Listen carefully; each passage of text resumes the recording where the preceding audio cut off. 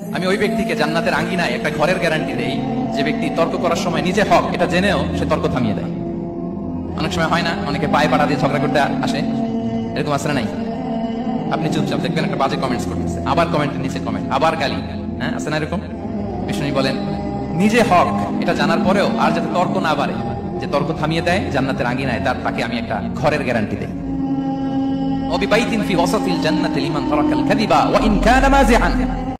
আর ওই ব্যক্তিকে আমি জান্নাতের মাঝখানে একটা ঘরের গ্যারান্টি দেই যে ব্যক্তি কৌতুক করার সময়ও মিথ্যা পরিহার করে।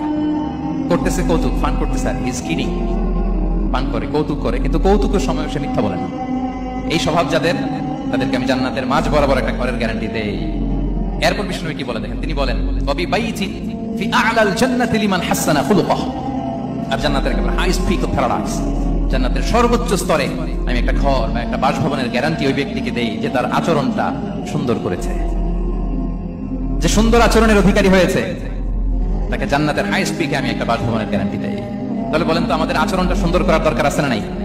এটা খুব ছোটখাটো একটা আমল, তাই না? কথা বলেন দক্ষিণ কোরিয়া প্রবাসী ভাইরা, আওয়াজ করে বলেন এটা কি ছোট আমল?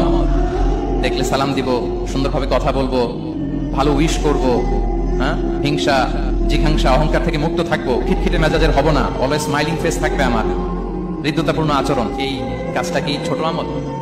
আওয়াজ করে বলেন এই আমলটা কি ছোট না বড়? প্রিয় ভাইরা, বিষ্ণু ইসলাম সবার সাথে এরকম মাধুর্যতাপূর্ণ আচরণ করতেন, ছোট থেকে বড়, নারী থেকে পুরুষ, বন্ধু থেকে শত্রু, সবার সাথে সুন্দর আচরণ করতেন। এবং তার এই চমৎকার আচরণে মুগ্ধ হয়ে তার অনেক শত্রু মুহূর্তে তার বন্ধুতে পরিণত হয়েছে।